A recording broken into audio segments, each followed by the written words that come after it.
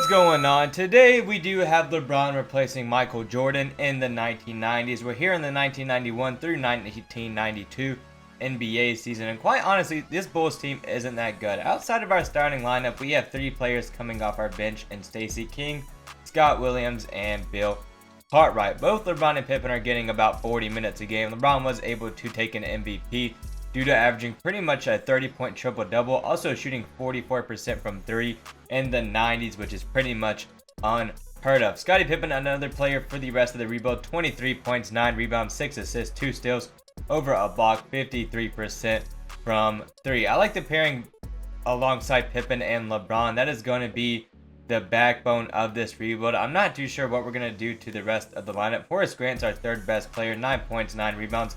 Over a block really isn't bad, but he's probably going to get traded just due to the fact that he is an 85 overall. We did just beat the Washington Bullets in the first round. They had Bernard King, Purvis Ellison, and Michael Adams. A good big 3 with Harvey Grant coming off their bench as well. We are now playing Reggie Lewis, Larry Bird, Robert Parrish, Kevin McHale, D. Brown. Not a bad Celtics team. We're going to move Larry Bird around so that they do start Kevin McHale. Larry Bird can go to the 3, then they can start Kevin McHale at the 4 next to Robert Parrish, and we still win in 6 games.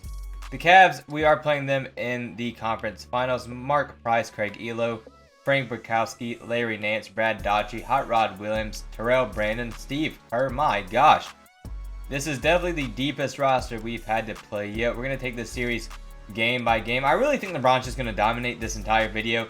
Putting a prime LeBron in the 90s, LeBron would be fine. I don't know how there's any debate about the physicality of this era. LeBron would play just fine in the 90s. We're playing Terry Porter, Clyde Drexler, Jerome Kersey, Buck Williams, Kevin Duckworth, Cliff Robinson, Danny Ainge. That's pretty much it. Clyde Drexler averaging 28 points at 29 years old, along with 8 rebounds and 6 assists with some defensive stats to show for it. We're down 2-0 here in the first round here to the Trailblazers. Looks like they are going to run away with this unless they blow a 3-1 lead. The Trailblazers come out on top to beat us in a 6-game series. Right now we do have the 17th pick in the draft, but we also have a good 5 players who, aside from Stacey King and Bill Cartwright, did not touch the court. Our highest overall right here is a 73 overall. I'm hoping this lets us move up into the lottery. I'm going to try to take this 11th pick from the Clippers. Bill Cartwright has a no trade clause. I guess we're going to explore trades for Bill Cartwright and see what pops up. Getting picks in this era is huge, so that first round pick from the Spurs isn't bad. We're going to sim to our 11th pick here and see who's still available. Robert Horry, definitely our best bet here, but he's a forward, so the Latrell Sprewell isn't bad either. Shaq did go 2nd in the draft. We're going to get rid of our pick and some players here. I don't want to get rid of BJ Armstrong. Let's throw in some future seconds. Hopefully this will get the job done. Honestly, it probably won't. I'm going to have to start throwing in some future first. Wow, okay. It's going to take a lot to get Shaq. I don't have an issue getting rid of pretty much everything we have for the future and just banking on Shaq progressing really well. It's not a bad decision by us at all. We finally get the trade package done. I'm not even too sure what all we just had to get rid of to get Shaq next to LeBron and Pippen, but that does give us over an 80 overall. The Denver Nuggets are going to give us back 2 first-round picks for Scott Williams and BJ Armstrong. Let's get rid of some depth in our lineup, but we also free up a decent amount of cap. Michael Adams did average 17 points, 9 assists, and 2 steals last season. Could definitely go with him, but I'm actually looking at Scott Skiles. I'm pretty sure, he definitely has the record for most assists in a game. I think he got like 30 or something, so pairing him next to Pippen, LeBron, and Shaq is exactly what we need. As far as our shooting guard position goes, Rex Chapman is not bad by any means. Cedric Ceballos is only 22. Let's get this man a contract. I don't know why he's even in the moratorium free agency period at 22 years old. We're going to slide him to the shooting guard position. He goes down a little bit. I'm not worried about that. Our starting lineup is good. Now we need to figure out what we're going to do for our bench. Anton Carr is available. Ron Anderson, Walter Davis, Scott Brooks, Gary Grant, Kevin Edwards. Let's do this. Let's get Ron Anderson on the team for $1 million. Let's also give Anton Carr a contract here. Maybe we can sign them both. We do. And then as far as our, oh my gosh, that's pretty much it. Let's just go with a 7-man rotation. Oddly enough, us running only 7 players has been fine in one of the most physical eras of all time. And in basketball, looks like, I'm pretty sure we just won more games than we did the prior season. 68 wins. LeBron James takes another MVP, 26 points, 11 rebounds, 11 assists, 2 steals, and a block, being the most dominant player in this era. Shaq takes Rookie of the Year. No surprise there. 18 points, 11 rebounds, a steal, and 3 blocks in 40 minutes because we have a 7-man rotation. LeBron also does take his first Defensive Player of the Year, as he also makes the All-NBA First Team. If we could get Tim Hardaway on this team, I don't know how we would get this done, but when I tell you this team would not be losing to anybody in the league. Scottie Pippen makes that All-NBA second team. As far as the all-defensive teams go, we have LeBron on the first team, Scottie Pippen on the second. Season stats on the year: Pippen 19 points, 8 rebounds, 7 assists, 2 steals, a block, over 50% from the field, up to 33% from 3. Scott Skiles 9 points, 10 assists, a steal, exactly why we got him. I do wish his shooting splits were better. Cedric Ceballos at 23, 13 points, 7 rebounds, and 2 assists. Off our bench, Ron Anderson 10 points, and then Carr also had 10 and 5. Our 2 bench players were really good, so we're definitely keeping them on the roster. We just have to get more bench depth on the team. It's that simple. Even an 8-man rotation would be better than what we have right now. We're playing Michael Williams, Kendall Gill, Larry Johnson, Dell Curry, Muggsy Bogues in the conference finals. We should be fine here. This team definitely needs to get some better bigs, but that Michael Williams, Kendall Gill, Larry Johnson, that's a great big 3 to have with Muggsy Bogues and Dell Curry coming off your bench. We are up 3-1 here. We finished the series in 5 games, and we are playing the reigning champs. They have a deeper rotation than us. They won last season. Hopefully us having LeBron on the team is good enough this season, as we are up 2-1. We're up 3-1. We close the series out in 5 games as LeBron wins the Bulls his first championship of the video and takes home Finals MVP. I ended up trading both of our first round picks for Scott Brooks. There were just no players available to that mid first round. We had the 17th and 27th pick, and we needed the bench depth more than anything, so I took Scott Brooks. Let me know if you guys think MJ would be more dominant in LeBron's era, or if LeBron would have been more dominant in Jordan's era. Right now, LeBron is definitely showing a good case of it being him. We lost one of our bench players due to something last season, which is definitely an issue.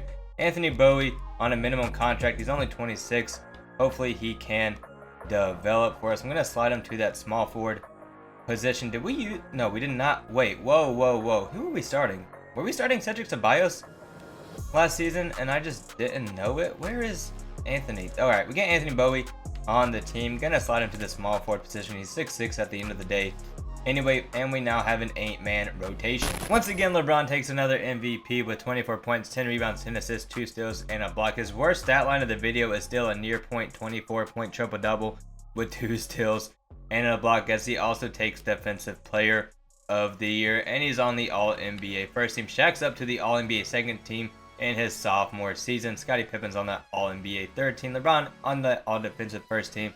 Again, Pippen on the second. We have the New Jersey Nets in the first round. They have Kenny Anderson, Drazen Petrovic, Chris Morris, Derek Coleman, and Chris Dudley. Definitely not a bad starting 5. Shaq, 21 points, 12 rebounds, over a steal, almost 3 blocks, and 60% from the field. Cedric Ceballos up to 15 and 7. Scottie Pippen, 19 points, 7 rebounds, 6 assists, 2 steals, and a block. Scott Skiles, 9 points, 9 rebounds, increases shooting splits to 44% from the field. His 3-point percentage actually went down.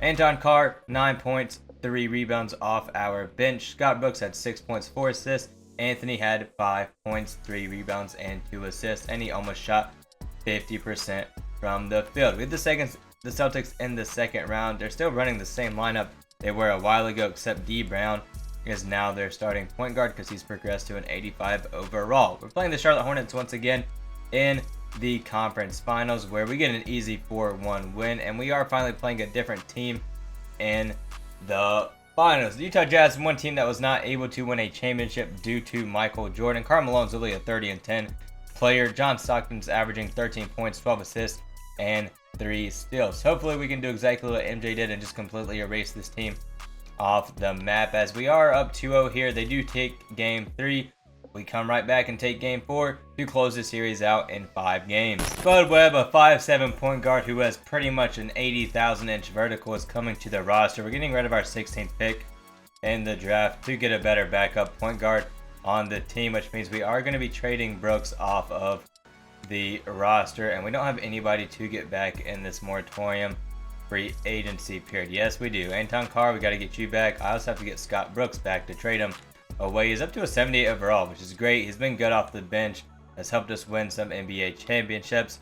But we have Spud Webb, all right? He's 5'7", 133 pounds with a vertical out of literally nowhere. We need to get a better center or a shooting guard off our bench so we can finally run our first so we can finally run our first 9-man rotation of the video. We're gonna do the complete opposite of what we just did and get one of the tallest players from this era of basketball. A 7'4" center in Mark Eaton is now pairing alongside Spud Webb off our bench. I gotta say, one thing I love about this era in 2K is how fast the sim speed is. There's nothing on the right side of the screen popping up like ads or updates or anything, and the sim speed is just fast no matter how far you keep going. In rebuilds, this is genuinely the speed it should be in every single era, but we're just not going to talk about it. LeBron wins another MVP. 23 points, 9 rebounds, 10 assists, 2 steals, and a block. My goodness, this man is having like the most dominant 4 seasons the NBA has ever seen. As Hakeem does take Defensive Player this year, I mean, 2 steals, 3 blocks. There's nothing LeBron can do about that. We win 70 games with our most complete rotation of the video. LeBron once again on that All-NBA first team. We don't have anybody on that second team. Michael Adams makes it, a player we could have signed a couple seasons ago. Both Shaq and Pippen make the All-NBA third team. LeBron is once again on that All-Defensive first team, and Pippen's on the second. We have the Magic in the first round who have Penny Hardaway, Nick Anderson. This defensive backcourt is wild. Penny Hardaway is averaging 17 points, 8 assists, and 2 steals in his second season. As far as player stats on the year, Shaq 22 points, 12 rebounds, over a steal, over 2 blocks, over 60% from the field. Pippen up to 20 points, 7 rebounds, 6 assists, 2 steals, and a block. Ceballos 15 and 6. Spud Webb, I started him 10 points, 7 assists, 49% from the field, 33% from 3. Off our bench, Scott Skiles had 8 points, 6 assists. Mark Eaton only 4 rebounds and a block despite being 7'4". Anthony Bowie had 5 points. Then Anton Carr had 7 points, shooting 45% from the field. We've definitely created the greatest team in this era. We are just steamrolling pretty much every opponent we have. We're playing the second seed in our conference. They have Michael Adams, Harvey Grant, Sean Kemp, and Purvis Ellington. So this is definitely a bit of an issue as they do take the first game of the series. They also take the third. We're tied up at 2-2 here. We go up 3-2. We close the series out in 6 games to once again match up against the Trailblazers. Definitely our rival of this video. I wasn't really expecting this. They have Terry Porter as their starting point guard. We do take the first 2 games of the series. We might get a clean sweep here as we 4-0 them and LeBron takes another Finals MVP. We just finished with a team of Spud Webb, Cedric Ceballos, Pippen, Shaq, Scott Skiles, Anthony Bowie, and Anton Carr, Mark Eaton next to prime LeBron James. Look at the splits throughout this entire video. It started, I think, right here, right? 30, 10, and 9. His lowest scoring season was 23, 9 rebounds, 10 assists, 2 steals, and a block. This is a generational 4-season run with 3 Finals MVPs, 3 championships, 3 MVPs. If you guys enjoyed, leave a like, subscribe, comment, and I will catch you all with the next video.